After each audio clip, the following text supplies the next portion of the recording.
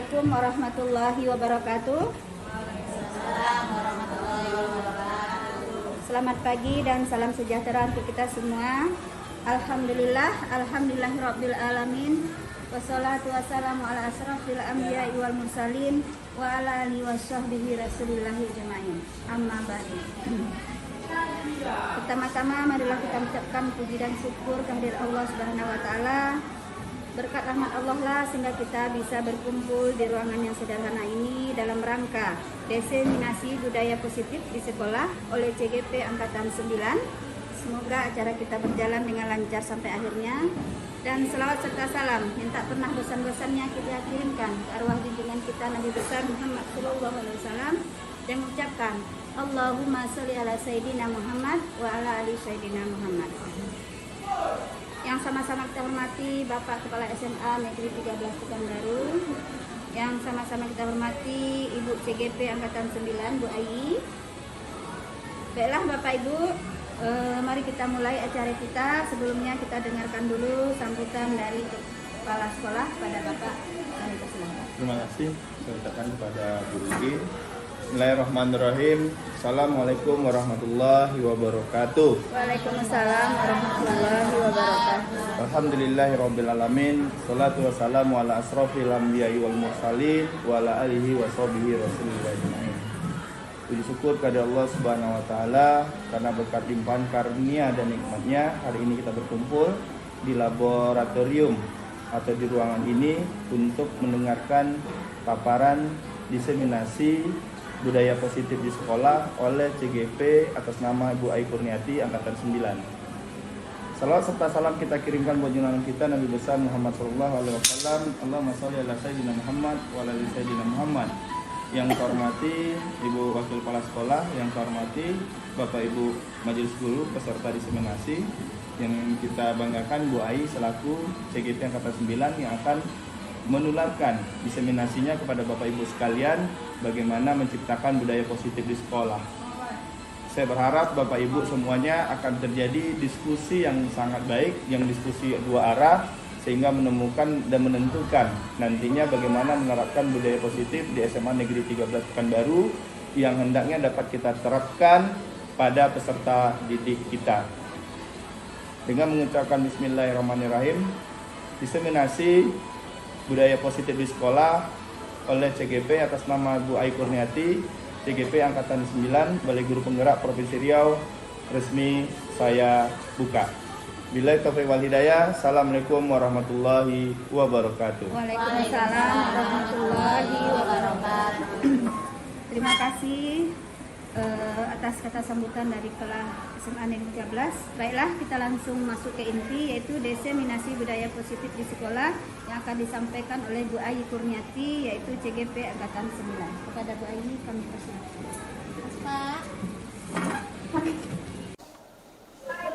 Assalamualaikum warahmatullahi wabarakatuh. Waalaikumsalam warahmatullahi wabarakatuh. Selamat siang Bapak Ibu semua. Hari ini kita ketemu untuk melakukan diseminasi tugas saya di Guru Penggerak, yaitu mengenai budaya positif. Saya adalah Ai Kurniati, calon Guru Penggerak Angkatan 9 dari SMA Negeri 13 Pekanbaru. Kita akan melaksanakan diseminasi dengan tema budaya positif di sekolah. Kenapa? Karena budaya positif ini dapat menimbulkan hal-hal positif di sekolah sesuai dengan ajaran dari Kerajaan Dewasa. Oke, yang akan kita bahas hari ini ada budaya positif, disiplin positif, dan nilai kebajikan universal, teori motivasi, hukuman, penghargaan, dan restitusi, keyakinan kelas, kebutuhan dasar manusia, restitusi dengan 5 posisi kontrol, dan restitusi dengan segitiga restitusi. Oke, apa itu budaya positif? Nah, kenapa sih kita harus menerapkan budaya positif tersebut? Kita menerapkan budaya positif tujuannya adalah untuk menciptakan kebiasaan-kebiasaan baik di sekolah yang akan membentuk karakter-karakter yang baik pada murid. Jadi kita membuat murid dan sekolah ini menjadi lebih positif. Nah, budaya positif ini diartikan sebagai suatu kondisi lingkungan di mana seluruh warga sekolah saling mendukung, bekerja sama, saling menghargai, dan saling belajar, sehingga terciptalah kebiasaan-kebiasaan kebiasaan baik. Dari kebiasaan-kebiasaan baik itu akhirnya dapat menumbuhkan karakter baik dan lingkungan yang positif di sekolah.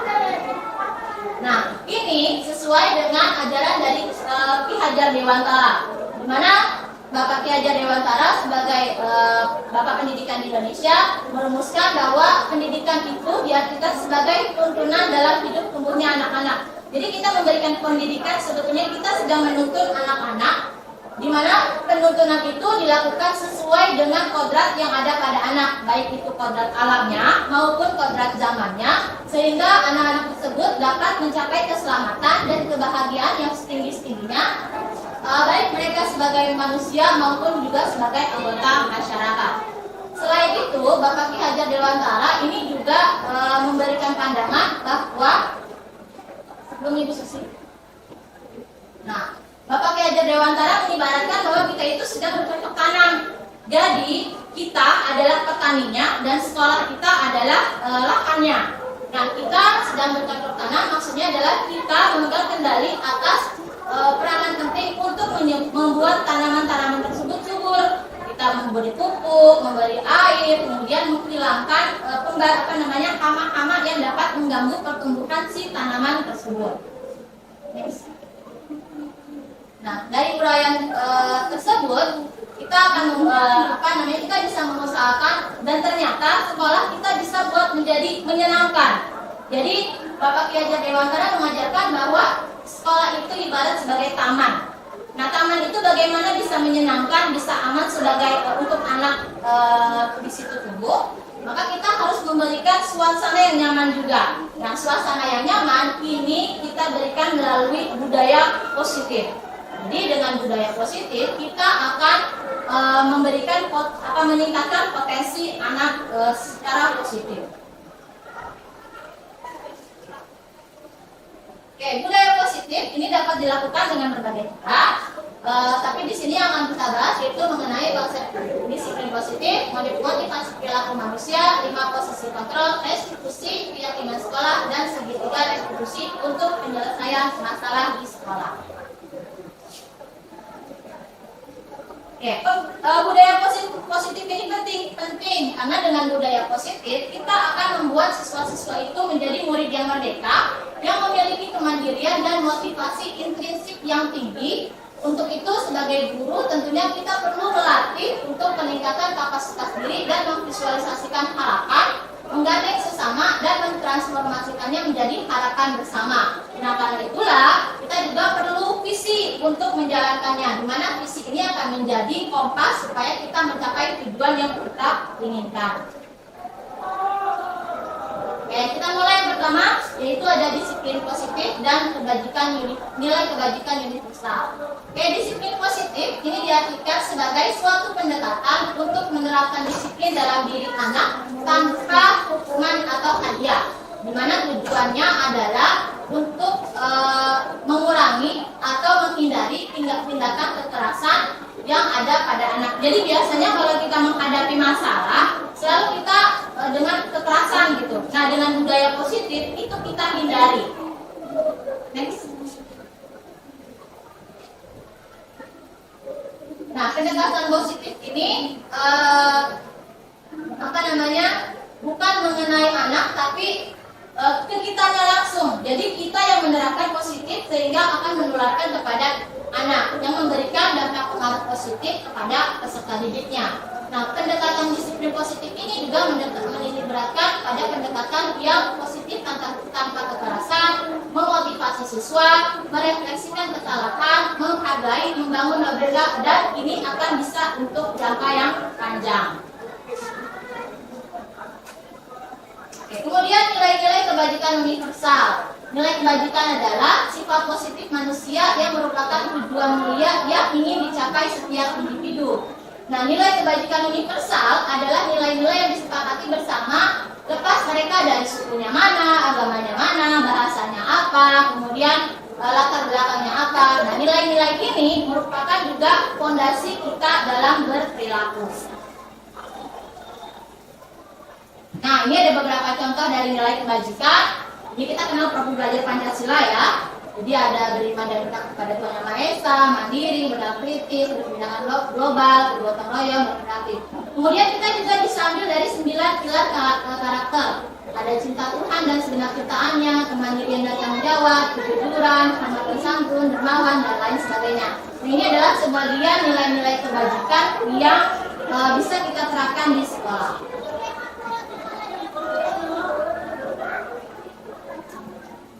Oke, kemudian yang kedua ada motivasi. Bapak Ibu pernah tidak sih kita melakukan sesuatu pasti menginginkan sesuatu.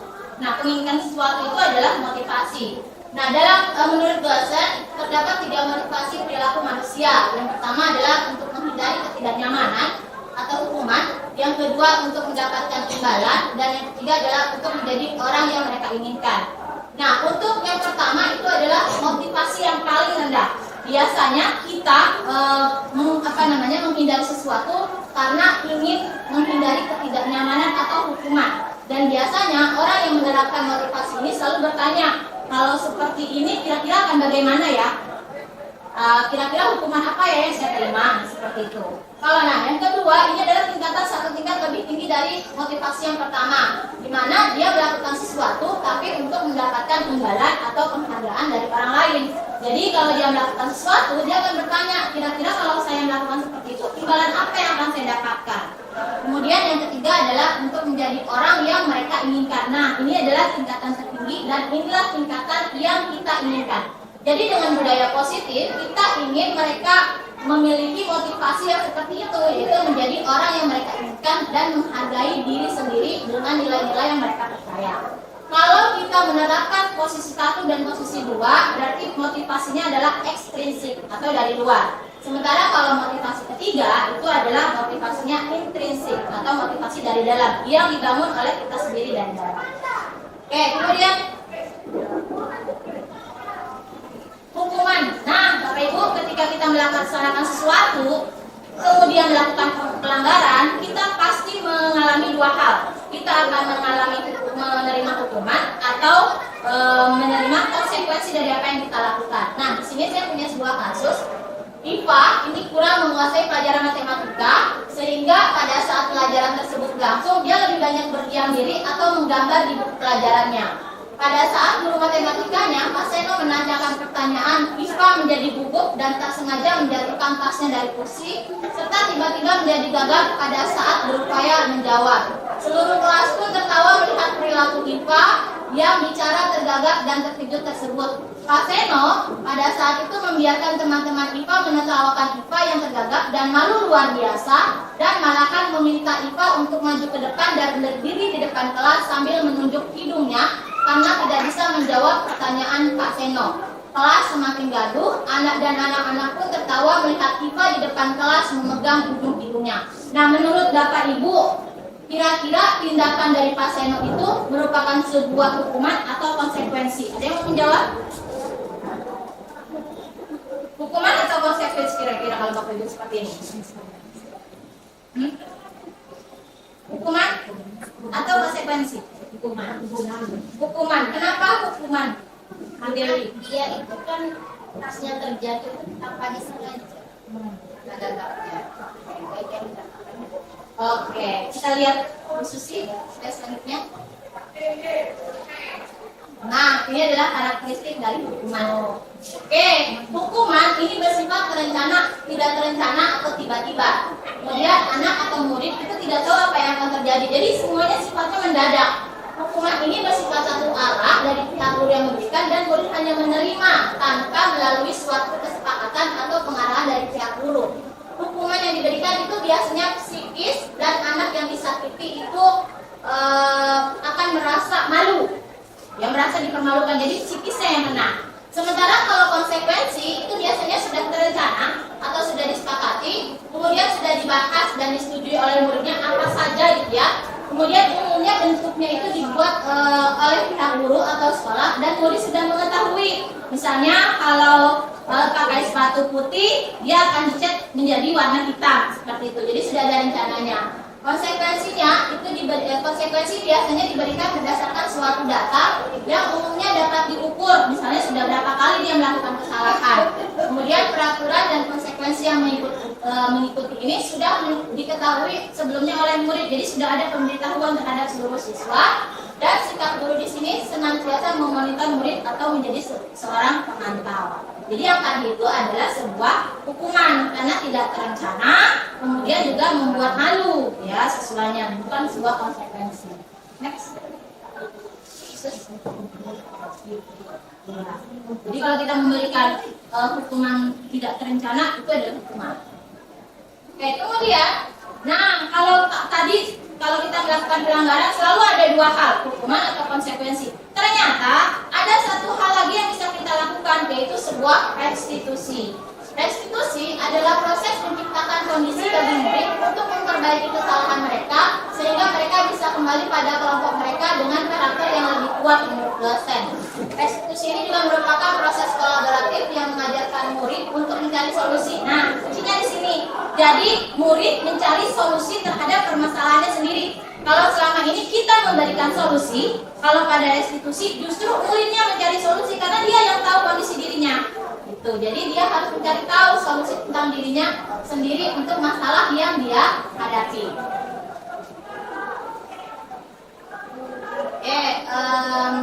Ini contohnya ya, ada restitusi, hukuman, dan konsekuensi. Hukuman itu termasuk ke dalam identitas gagal.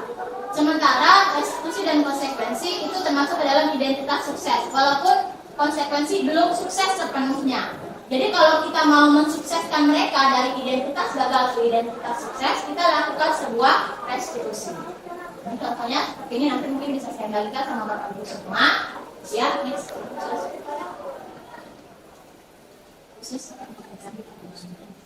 Nah, oke, dihukum oleh penghargaan. Sering tidak sih Bapak Ibu menghukum dengan sebuah penghargaan? Kalau kamu bisa, saya kasih uang 100.000. Kalau kamu bisa, saya naikkan nilai kamu. Kalau kamu bisa, saya berikan bintang. Sebetulnya itu tidak boleh. Bukan tidak boleh, kurang tepat. Kenapa kurang tepat? Karena justru kita menghancurkan mereka. Oke, kita lihat di sini ada sebuah kasus. Ibu Anas, guru kelas 2 SD mendapatkan masalah. Murid-muridnya tidak bisa tertib berdiri antri di depan pintu kelas dan berebutan masuk ke dalam kelas setelah jam istirahat usai. Ini tentunya sangat mengganggu proses pembelajaran di mana tidak dapat mulai tepat waktu karena Ibu Anas sibuk menenangkan murid-muridnya untuk waktu cukup lama. Akhirnya berpikir cepat dan mengandalkan stiker bintang.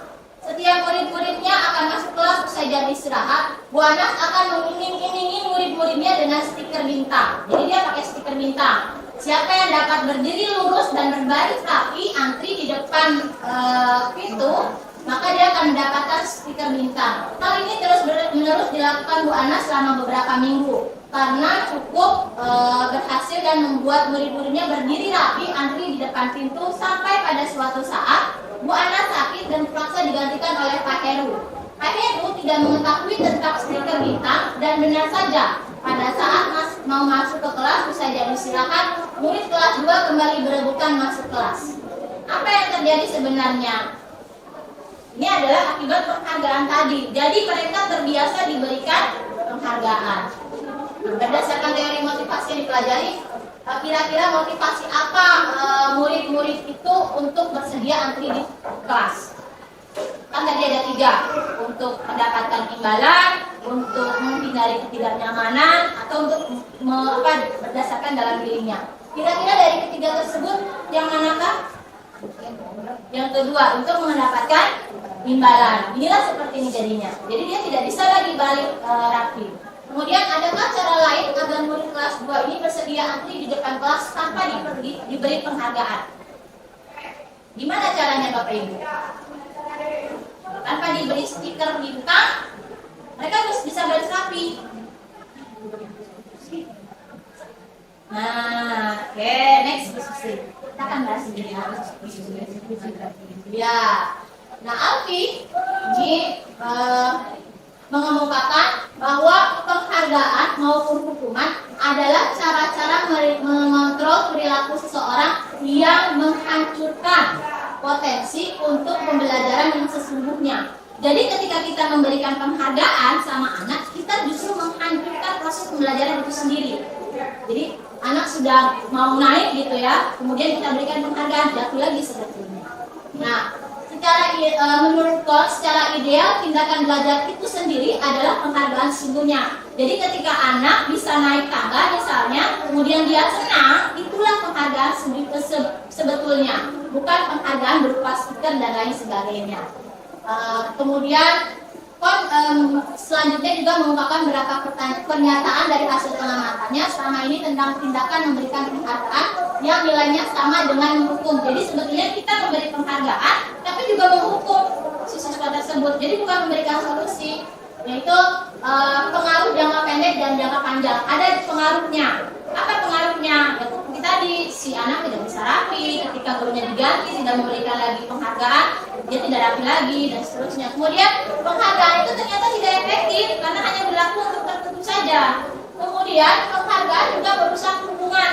Tadi kalau dia tidak diberikan penghargaan, dia tidak akan lagi menghormati. Kemudian penghargaan mengurangi ketepatan, penghargaan menurunkan kualitas, penghargaan mematikan kreativitas, penghargaan menghukum, dan motivasi dalam diri itu akan hilang. Next, Bu Susi. Nah, ini adalah restitusi. Tadi sudah dijelaskan bahwa restitusi adalah menciptakan kondisi bagi murid untuk memperbaiki kesalahan mereka sehingga bisa kembali ke kelompok mereka dengan karakter yang lebih kuat. Restitusi ini adalah mengajarkan murid untuk mencari solusi untuk masalah yang mereka hadapi dan membantu murid berpikir tentang orang seperti apa yang mereka inginkan dan bagaimana mereka harus memperlakukan orang lain. Nah, restitusi ini juga membantu murid menjadi lebih memiliki tujuan, disiplin positif, dan memulihkan dirinya setelah berbuat salah. Jadi ketika mereka berbuat salah kan itu identitasnya adalah identitas gagal. Nah, dengan restitusi kita tarik mereka menjadi identitas yang sukses. Penekanannya bukanlah pada bagaimana berperilaku untuk menyenangkan orang lain atau menghindari ketidaknyamanan, namun tujuannya adalah menjadi orang yang menghargai nilai-nilai kebajikan yang mereka percayai. Nah, ini kita akan bahas selanjutnya di teori kontrol. Posisi next. Nah, cirinya restitusi itu bukan untuk menebus kesalahan ya Bapak Ibu. Jadi kalau ada kesalahan ditebus dengan sesuatu bukan, tapi dia untuk belajar dari kesalahan. Kemudian restitusi ini untuk memperbaiki hubungan. Restitusi juga bukan restitusi adalah sebuah tawaran, bukan sebuah paksaan. Restitusi ini menuntun mereka untuk melihat ke dalam diri mereka. Restitusi ini juga mencari kebutuhan dasar yang mendasari tindakan yang mereka lakukan. Restitusi diri adalah cara paling baik untuk menemukan motivasi diri. Kemudian restitusi juga fokus pada karakter, bukan pada tindakan. Restitusi ini dapat menguatkan dan restitusi fokus pada solusi. Kemudian juga restitusi mengembalikan murid yang berbuat salah pada kelompoknya dengan karakter yang lebih kuat.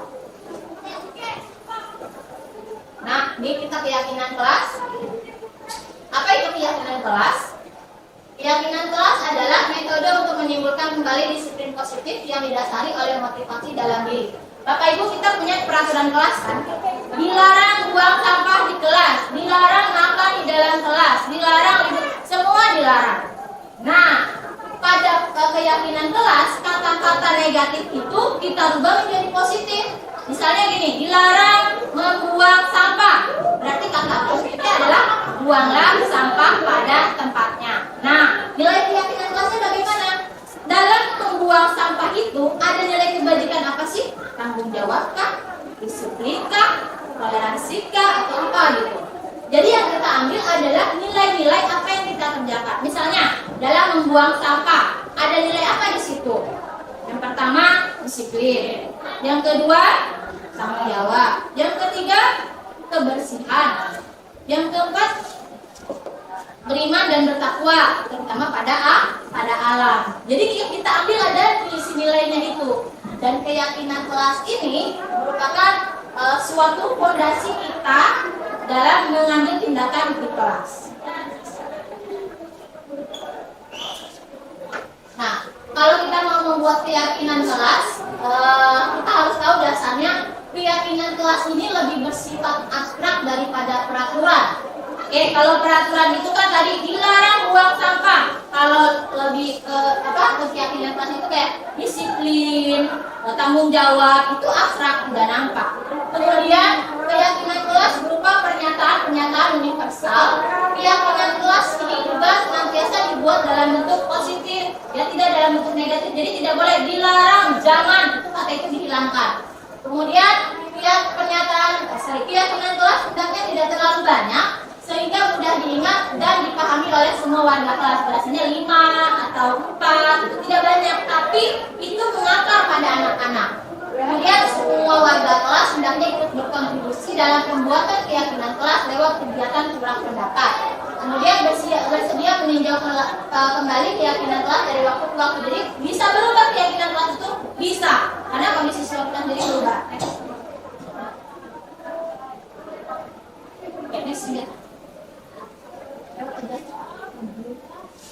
Nah, 5 kebutuhan dasar manusia merupakan unsur yang dibutuhkan oleh manusia dalam mempertahankan keseimbangan fisiologis maupun psikologis yang bertujuan untuk mempertahankan kehidupan dan kesehatan.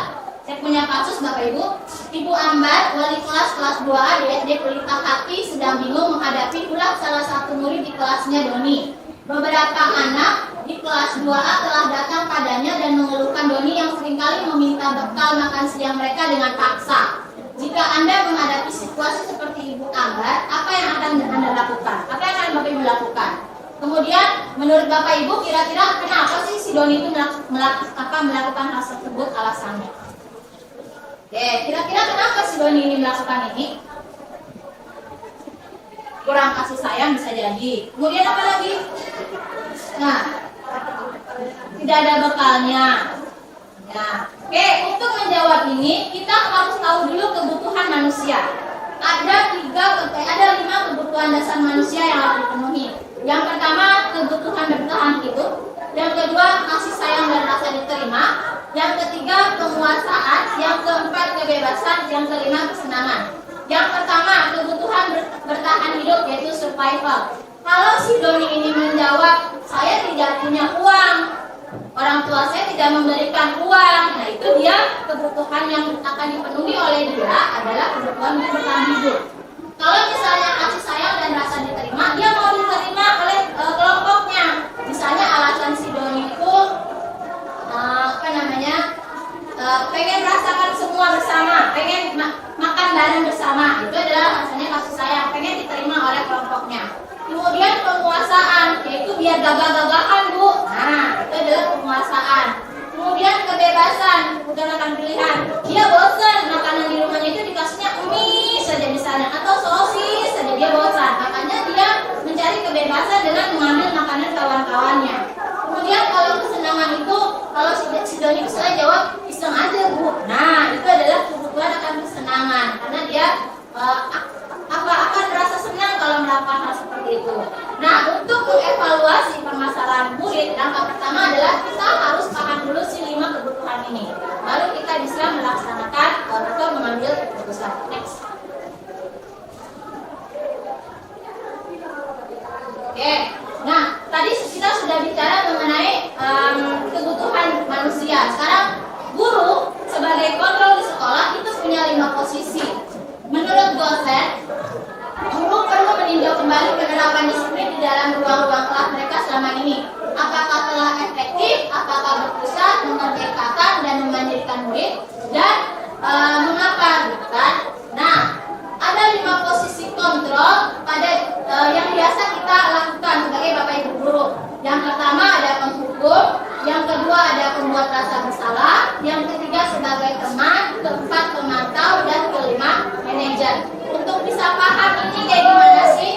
Kita bisa lihat khusus dilewat aja langsung ke video. Nah,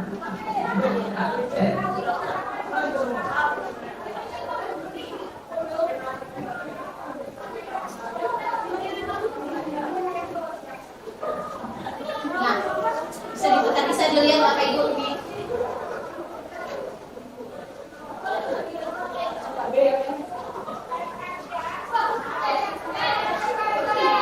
Itu jadi gede. Bedanya warna kan? Ya.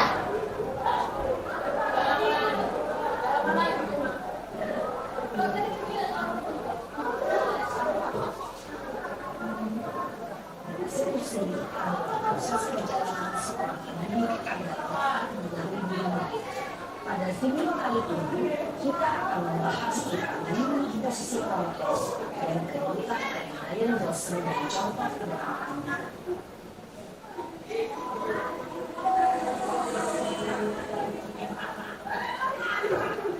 Menilai dosen kelompok itu adalah 1.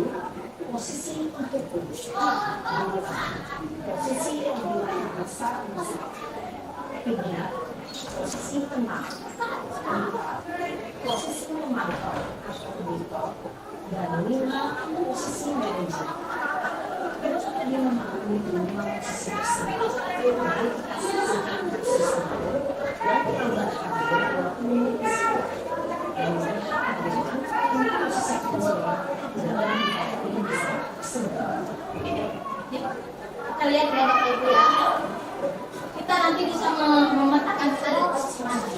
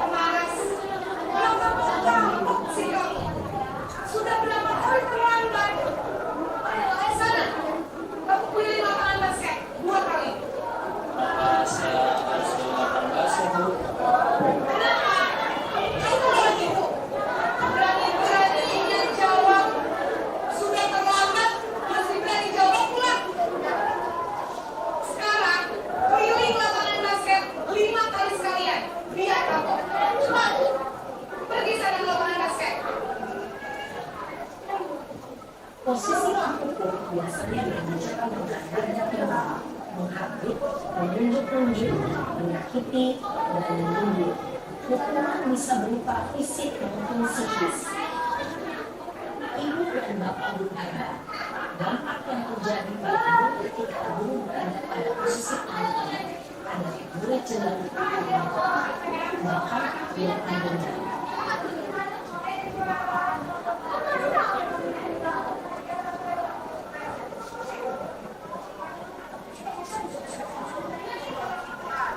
Posisi kedua.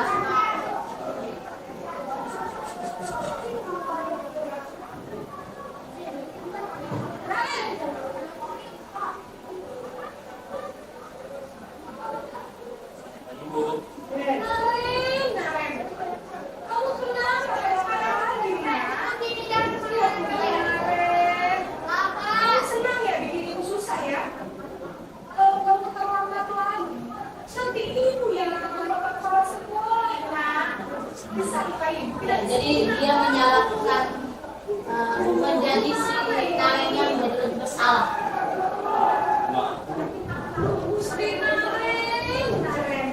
Kamu suka ya dia makan kepala sekolah?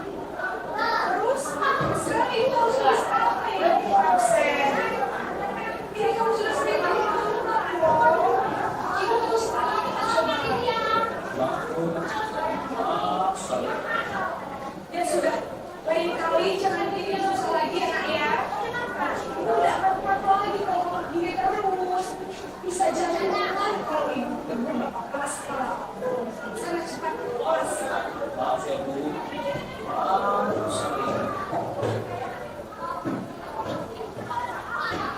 Posisi pemberantasan sebesar diucapkan dengan nada tepat, cenderung lembut, namun kata-kata dan perkataan membuat murid bisa menjadi memandang diri dirinya sendiri, merasa tidak berharga, dan merasa membutuhkan. Ketika guru mengambil posisi pemberantasan besar, murid akan menganggap dirinya yang bersalah dan ia akan menyimpan emosi negatif tersebut di dalam dirinya.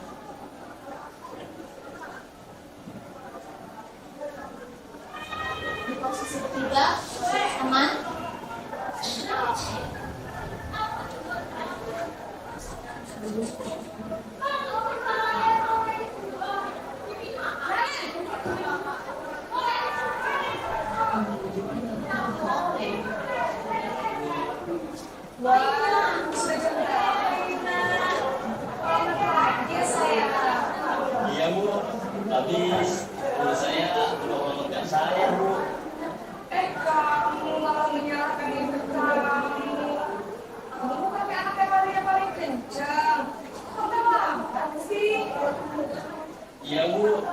memang kamu bangun tadi, jadi biar usaha kencang tetap beresin kerja dulu. Dan sudah sana nanti lain kali larinya lebih kencang lagi ya, biar gak terlambat lagi bikin seneng ibu demi ibu. Bisa kan? Bisa, Bu. Kalau sudah kesana sekolah, ibu beresin urusan absen kamu. Kamu ini ada tes saja.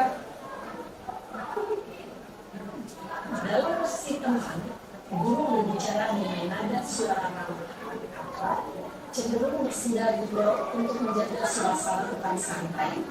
Murid akan merasa senang, aman, dan akrab dengan guru. Identitas yang tercipta adalah identitas sukses atau berhasil. Namun, ini ingat, karena ini masih dorongan ekstrim, maka ada faktor keberlanjutan dari tentang orang. Di sini, guru absennya sehingga mulai melakukan bisa berkembang. Namun, tentu saja.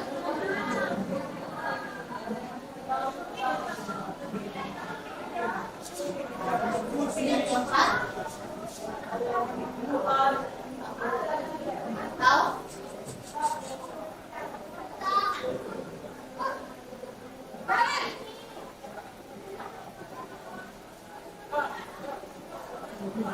Bu, Benar ya? Aku melakukan sekolah kita tentang jam berapa kita harus masuk sekolah. Nah, kita harus di sekolah jam dulu. iya betul. Sekarang sudah jam. Kalian sudah tahu konsekuensinya jika lambat hari. Kamu, saya harus tinggal kelas, masih jam istirahat selama 20 menit. Iya benar, konsekuensinya demikian. Jadi nanti jam 9.30 pas istirahat, kamu harus tinggal di kelas, kerjakan tugas tambahan. Ya, Baik, Bu. Posisi pemantau adalah kait penghitungan atau data untuk memantau murid. Guru mengarahkan murid berdasarkan peraturan dan konsekuensi. Seorang pemantau menunjukkan bahasa tubuh dan ekspresi wajah yang datar dan cenderung formal. Ini terakhir posisi manajer.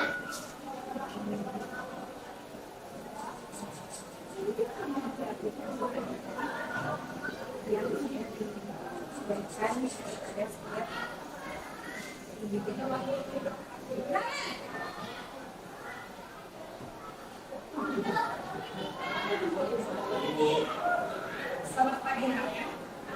maaf Bu, saya terlambat. Iya, sekolah masuknya jam 7, sekarang sudah jam 7.20. Jadi sekarang bagaimana ini kalian? Maaf Bu, saya lupa salah tes malam. Baiklah, menurut kamu, keyakinan sekolah yang mana yang kamu tingkatkan?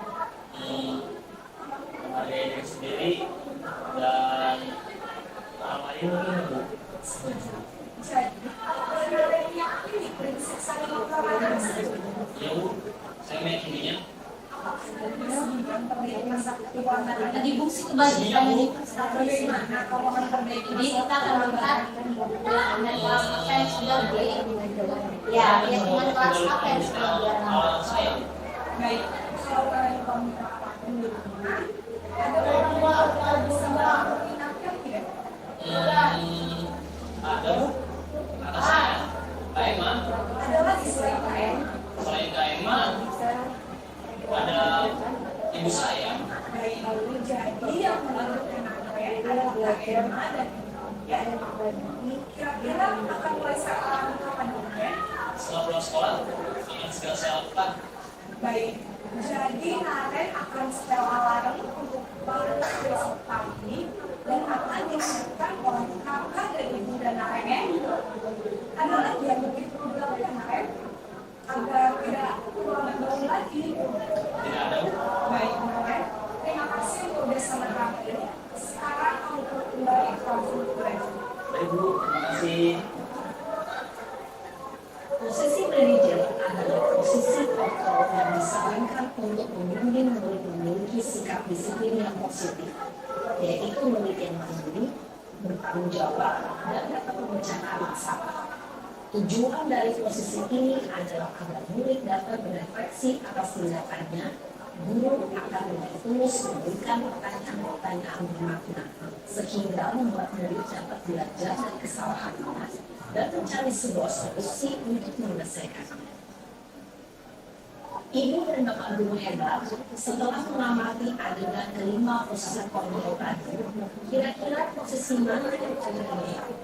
Posisi mana yang dapat menunjang motivasi kompetensi peserta? Ya, itu posisi manajer. Posisi ini memang posisi ideal yang ingin menunjang setiap pendidik. Pada posisi inilah, guru dapat menerapkan disiplin positif dan berpihak pada murid dan memerdekakan murid. Perjalanan seorang pendidik tentunya tidak mudah untuk sampai pada posisi seorang manajer. Namun, tujuan kita pasti, yaitu menciptakan murid-murid yang mandiri, merdeka, dan bertanggung jawab. Semoga penggambaran 5 posisi kontrol. Nah, Bapak Ibu, kalau kita berefleksi, kira-kira kita semua ada di posisi mana rata-rata? Kalau saya pemukul, sering yang menjadi seorang guru. Lalu apakah kelimanya ini harus manajer? Salam dan bahagia. Idealnya iya, tapi tidak. Kita bisa kok menjadi seorang pemikul. Kita juga bisa menjadi seorang teman. Jadi disesuaikan dengan situasinya. Tapi memang idealnya adalah menjadi seorang manajer. Ya, kenapa? Karena di manajer kita menarik mereka dari identitas gagal ke identitas sukses dengan solusi sendiri. Jadi mereka cari solusi sendiri karena motivasinya intrinsik. Next, Nah, yang terakhir Bapak Ibu mengenai segitiga restitusi, ini merupakan dari restitusi di mana pada segitiga restitusi dapat membantu murid menjadi lebih memiliki tujuan, disiplin positif dan memulihkan dirinya setelah berbuat salah. Nah, ini ada gambaran segitiga restitusi, yaitu menstabilkan identitas, validitas tindakan yang salah, kemudian menanyakan keyakinan. Ini adalah 3 langkah yang kita lakukan supaya kita bisa menjadi posisinya manajer. Yang pertama yang kita lakukan kalau anak berbuat salah adalah menstabilkan identitasnya dulu. Bagaimana caranya? Caranya adalah kita memberikan keyakinan pada mereka bahwa setiap orang pasti akan pernah mendapatkan masalah.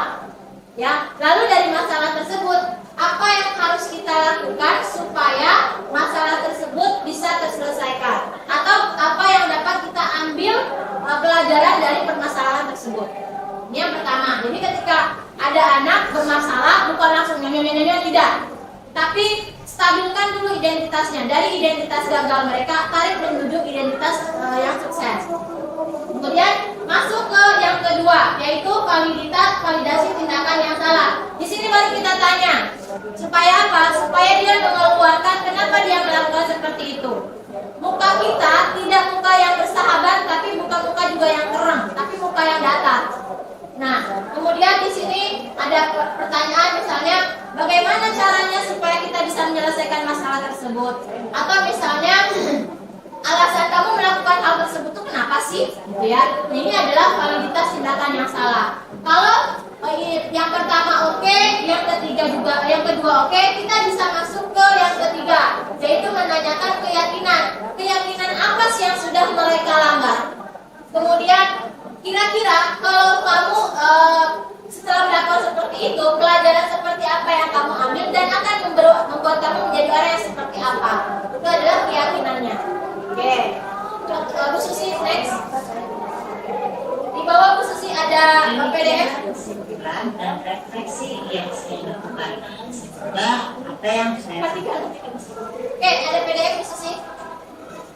Ini, ya, ini di bawah. Oke, ini ada skrip Bapak Ibu ya. Nah, ini ada skrip satu soal manajer. Ini di atas ya Bu Susi.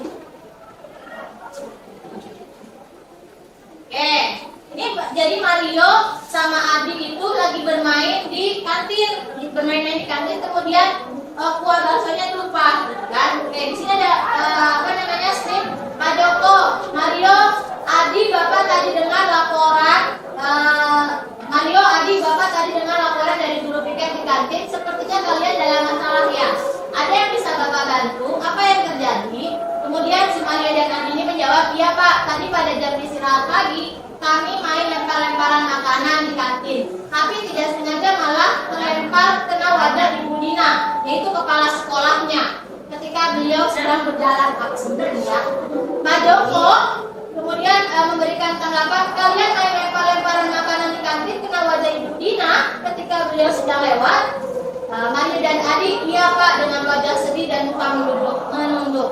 Pak Joko, Adi, ada informasi yang kamu mau tambahkan? Dia jawab, kami tidak bermaksud melakukannya, tapi kata Pak Joko, Adi, tapi kami tidak sengaja. Apakah kalian tahu kalau kalian berada dalam masalah sekarang? Ya. Nah, kemudian Bu Susi, next, atas Bu Susi. Nah, baiklah. Kata Pak Joko, baiklah, Bapak di sini bukan untuk mencari siapa yang salah. Nah, di sini dia sudah masuk ke validitas, menstabilkan identitas. Dia yang sejajar di bawah tadi. Di sini ada kata kunci, Bapak di sini bukan untuk mencari siapa yang salah. Bapak di sini untuk mencari penyelesaian sama-sama. Ini adalah menstabilkan identitas, menarik mereka dari identitas yang gagal ke identitas yang sukses.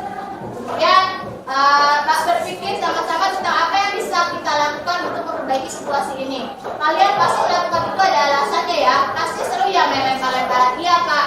Nah ya, Bapak bisa lihat kalian merasa senang melakukannya. Tetapi yang kalian lakukan merugikan orang lain, sehingga sekarang kalian dalam masalah. Nah, ya Pak. Kemudian ada lagi, sekarang mari kita bicarakan. Ini udah masuk ke validitas. Step yang kedua, validitas tindakan yang salah. Mari kita bicara tentang keyakinan kelas dan keyakinan sekolah kita. Kemudian tahap terakhir, nah ini kemudian menanyakan keyakinan.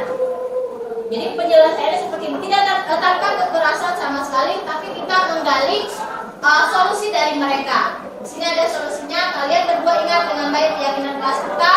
Kita kembali pada ketika kalian melempar-lemparan makanan dan mengenai budina. Apakah ketika kalian melakukan itu kalian menghormati orang lain dan lingkungan? Tidak. Tapi kalian mendapatkan rasa senang. Menurut Bapak ada cara mendapatkan rasa senang tanpa merugikan orang lain. Bagaimana menurut kalian? Ya Pak. Khusus ke atas.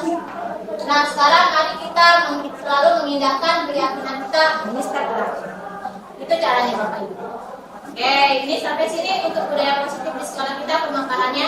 Ada yang ditanyakan Bapak Ibu? Kak, Bu Susi? Tapi idealnya, Ya. idealnya posisi virtual kita di meja. Nah setelah dibicarakan tadi, pembahasan dengan Bapak tadi kurang masuk menurut baik dan kita boleh di mana aja, misalnya posisi hukum, tapi setelah belajar baik Bapak kan lebih baiknya jangan seperti itu lagi gitu baik. Ya. Nah, contoh membuat anak merasa bersalah itu kan saya sendiri sering melakukan itu dengan anak kandung sendiri kita ke sekolah ya baik. Tuh, gara-gara kamu kayak gini kan, tuh gara-gara kamu nggak pernah Kasihan apa mama? ya, gara-gara kamu kumpul telat kan, gara-gara mukul ya, kayak gitu. Dan ternyata itu tuh kita tinggalkan, bukan kita tempatkan lagi, gitu. Kita tempatkan kita sebagai posisi meja. Artinya dia yang menentukan nanti, tapi ke arah yang positif, dia serahkan untuk sahabat, gitu ya. Iya, betul. Jadi dipukul itu hukum boleh, tapi sudah berapa kali kita melakukan itu gitu, melakukan si restitusi ini. Jangan satu kali kemudian kita menghukum gitu, tidak. Jadi di restitusi ini boleh kita dihukum, ditenang, tapi sudah berapa kali kita di posisi manajer. Kalau masih 1-2 kali itu belum kena pasti. Ya, tapi sudah banyak gitu. Sama seperti Nabi kita, Nabi Muhammad mengajarkan kalau anak umur 10 tahun boleh dipukul ya kalau tidak sholat gitu kan. Tapi kan prosesnya lama. Dari usia 7 tahun kita sudah nyuruh mereka nih 7 tahun, 8 tahun, 9 tahun, 10 tahun nggak sholat juga, maka dipukul dengan ada catatan tertentu. Sama seperti restitusi ini. Jadi boleh nanti, tapi kita catatannya sudah berapa kali kita melakukan. Oke, ada lagi Bapak Ibu yang ditanyakan? Cukup. Jadi kita bisa membangun budaya positif ini di sekolah ya Bapak Ibu untuk meningkatkan sekolah kita supaya menjadi lebih baik. Ada yang ditanyakan Bapak Ibu? Cukup. Terima kasih Bapak Ibu atas kehadirannya di kombinasi kita kali ini. Semoga kita bisa kembali lagi dengan belajar di pembelajaran lain yang lebih seru lagi daripada ini. Terima kasih. Saya akhiri. Wabillahi taufiq wal hidayah. Assalamualaikum warahmatullahi wabarakatuh. Assalamualaikum warahmatullahi wabarakatuh. Pagi semua.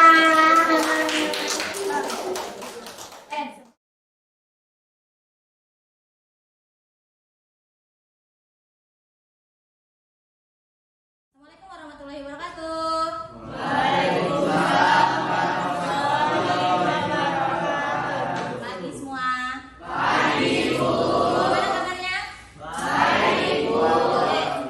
Kita akan membuat sebuah keyakinan kelas. Apa sih itu keyakinan kelas? Nanti kita akan bahas. Namun sebelumnya kita speak sebentar ya. Bisa? Oke, dengarkan perintahnya ya. Kalau saya bilang tepuk 1, tepuk 2, tepuk 3, tepuk 4, tepuk 5. Bisa? Oke, untuk melatih konsentrasi kalian.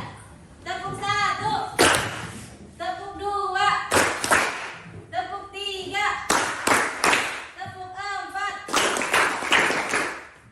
Agak cepat ritmenya. Nah, oke. Tepuk 4, tepuk 4, tepuk 5, 2 kali tepuk 5, 2 kali pelan, konsentrasi, 2 kali tepuk 3, 2 kali tepuk 3. Ah, masih ada lebih. 2 kali tepuk 2, 2 kali tepuk 4.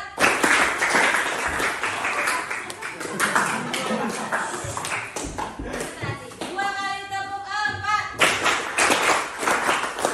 2 kali tepuk 5. Oke, terima kasih. Kita akan membuat keyakinan kelas. Apa itu keyakinan kelas?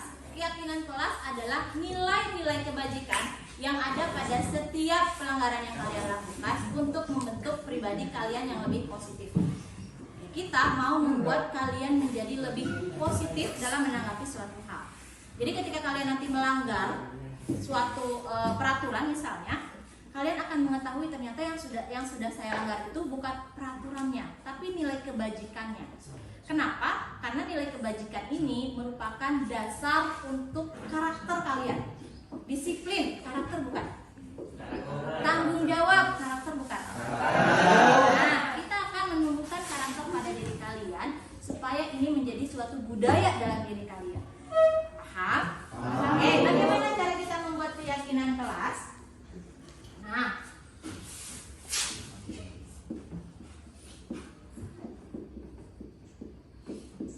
ini kalian pakai dan kalian implementasikan dalam kehidupan kalian. Oke, untuk membentuk keyakinan kelas, saya membutuhkan kalian menuliskan kira-kira peraturan apa saja sih yang biasa kita perlukan dalam pembelajaran. Ada yang mau menuliskan? Ada. Oke. Tunjuk. Sini ditulis di sini, biar nanti kita bisa jabarkan. Gak apa-apa. Ayo. Misalnya tidak mengumpulkan tugas, telah mengumpulkan tugas, main HP dalam kelas. betul. Oke, silakan. Nih, yang mau menuliskan sebanyak-banyaknya. Aku senang kali kayak gini. Agak di atas gak tulisannya? Nanti banyak. Itu kenapa susah? Di sini aja nanti berada dia nomor 1, 2 dan di sini nih di bawahnya dia nanti. Iya, iya dulu.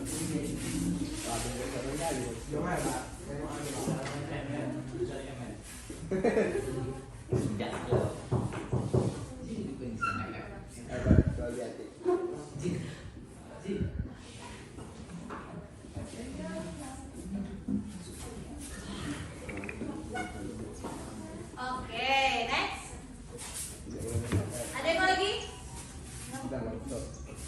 Tidak boleh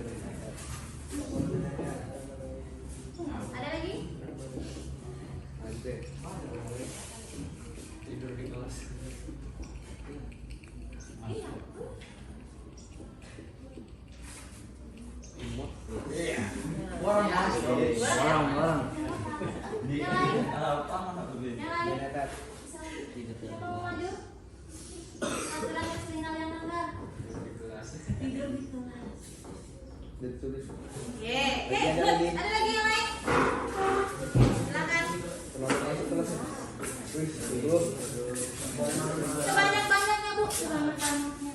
Kita mau mencari tahu nilai kebaikan apa yang ada.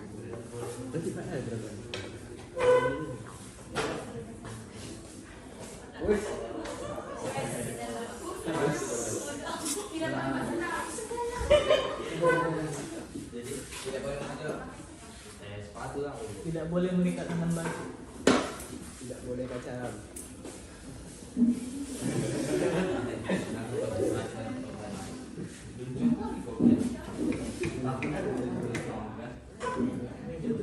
Sekolah.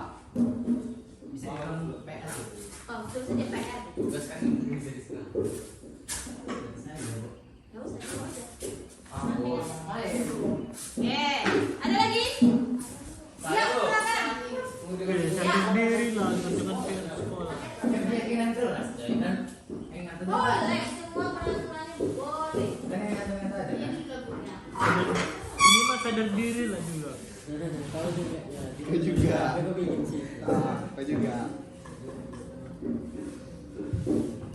Mak besar kali. Apa tuh? Tidak menggunakan.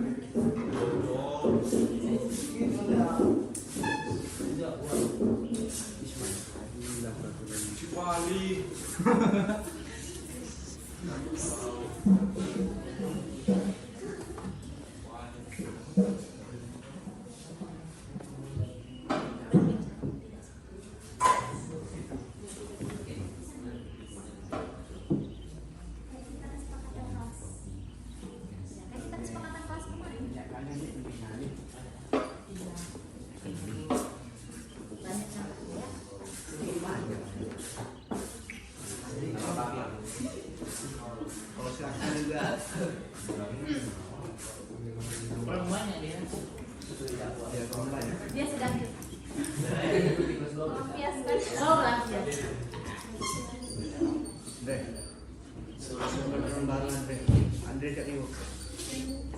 Oke, ada lagi? Sudah ada 9 poin di sini. Mau menggenapkan satu? Tidak, Siap, Bu, silakan. sudah pas. Cabut. Selamat masuk ke dalam.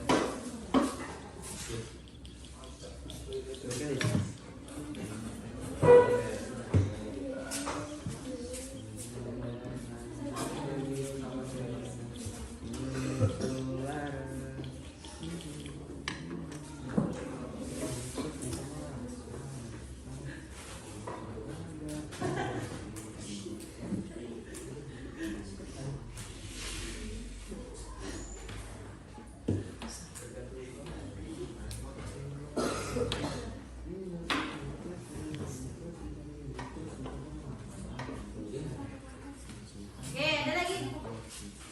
Ya, silakan. Kepala Freddy. Ada lagi? Ada lagi? Yang mau menambahkan? Cukup? Cukup? Cukup. Tidak ada lagi yang mau menambahkan? Oke, kita lihat. Pertama, terlambat mengumpulkan tugas. Siapa yang suka terlambat mengumpulkan tugas? Saya. Tidak boleh main HP, tidak boleh duduk di kelas, main-main saat jam pelajaran, mengerjakan PR ya. Ini tugas maksudnya PR di sekolah. Tidak menggunakan seragam sesuai jadwal, tidak bertanggung jawab atas jadwal piket, berkata kotor. Berkata kotor itu maksudnya juga termasuk berbicara tentang orang tua ya. Memanggil orang tua. Oke. Maka saat jam pelajaran tidak boleh berbicara tidak sopan. Tidak sopan itu bercarut-carut ya. Oke. Ada lagi? Jangan membuli. Tidak boleh membuli itu masuk ke berkata kotor. Kita masukkan itu dalam satu ranah ya. Nah, ada lagi? Cukup. Ini adalah sebuah kesalahan. Kesalahan kalian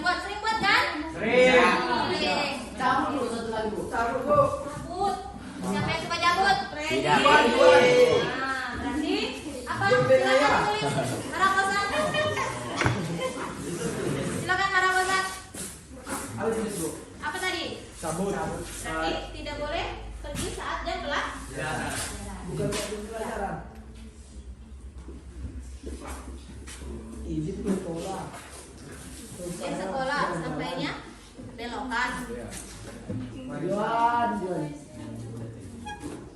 Tidak dibenarkan melawan pelajaran.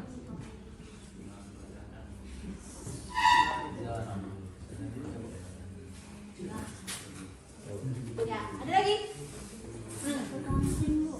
Ke kantin. Tidak boleh ke kantin. Gua. Siapa yang ke kantin? Semua. Mana ya dosa-dosa kalian ini? Apa dibuat? Kantin. Jangan ke kantin. Tidak boleh makan di kantin. Tidak dibenarkan ke WC. Sebab WC terjadi.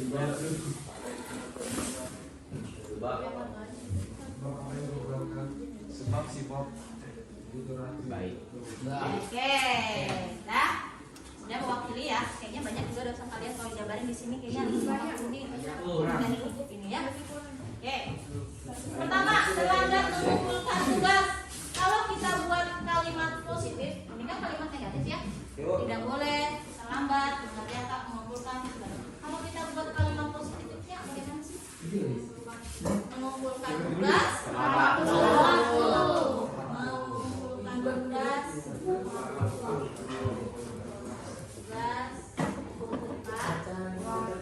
Oke. Yang kedua, tidak boleh main HP. Tidak. Dilarang. Tidak boleh main HP. Kalau kalimat positifnya berarti Boleh main HP. boleh main HP.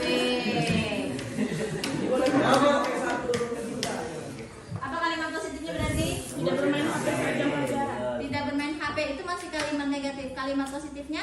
boleh main HP. Boleh main HP bu, katanya. Itu mah namanya konotasi. Berarti apa? Boleh membawa HP saat guru mengizinkan. Hah? Dilarang. Membawa HP jika dibutuhkan. HP jika Diperlukan. diperlukan. Oke, yang ketiga apa? Tidak boleh tidur di kelas. Boleh tidur di kelas bu. Boleh bu. Konsentrasi ketika belajar. Tidur atau fokus misalnya. Oke, kemudian main-main saat jam pelajaran. Main saat istirahat. Hah? Pas orang lagi belajar kan dia bermain bola. Ya, fokus Fokus saat pelajaran. pada apa yang sedang dijelaskan atau dipelajari. Kemudian apa lagi? Mengerjakan tugas atau PR di sekolah berarti Kerjakan PR di rumah. tugas Di rumah. dikerjakan di rumah. Kemudian apa lagi? Tidak menggunakan seragam sesuai jadwal. Memakai seragam Seragam sesuai jadwal. Kemudian tidak bertanggung jawab atas piket. Kerjakan tiket sesuai jadwal. Kemudian berkata kotor. Apa? Berkata baik. Berbicara yang baik. Berbicara yang baik dan sopan. yang baik dan sopan. Kemudian apa lagi? Makan saat jam pelajaran. Dilarang Makan saat jam istirahat. Makan saat jam istirahat. Oke, tidak boleh berbicara tidak sopan. Nih, masuk sini ya. Tidak boleh pergi saat jam pelajaran. Boleh pergi saat. Boleh pergi saat. Aduh, ini bahaya ini. Bahaya. Jadi apa kalimat positifnya? Pulang sesuai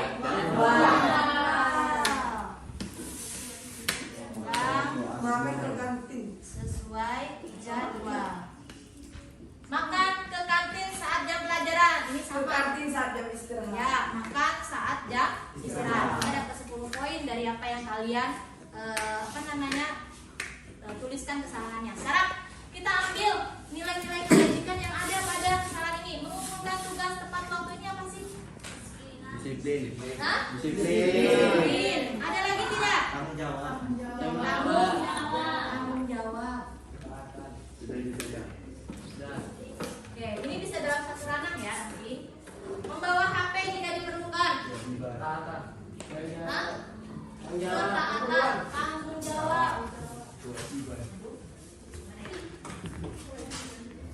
Tanggung jawab. Ada lagi? Kewajiban. Oke, tanggung jawab ya. Konsentrasi ketika belajar. Kewajiban. Kemudian apa lagi? Tanggung jawab. Hah? Disiplin. Kemudian apa lagi? Tanggung jawab. Hah? Toleransi. Kenapa? Karena tidak akan mengganggu kawan ketika belajar. Toleransi. Fokus apa yang sedang dijelaskan? Disiplin. Kewajiban. Dan juga merasakan ya. Tugas dikerjakan di rumah. Tanggung jawab.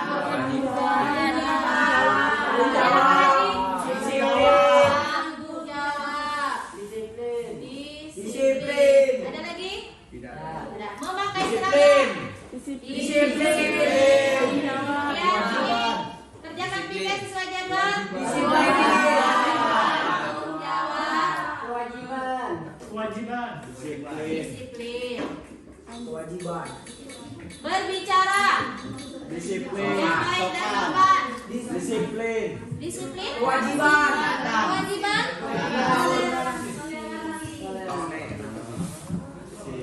Kemudian kalau ini makan saat jam istirahat. Disiplin. Kemudian ada juga menjaga kebersihan. Tidak. Masuk tidak? Menjaga kebersihan. Pulang sesuai jadwal. Disiplin. Nah, kita bisa rangkum nilai-nilai kebajikannya apa saja. Ini bisa saya hapus ya?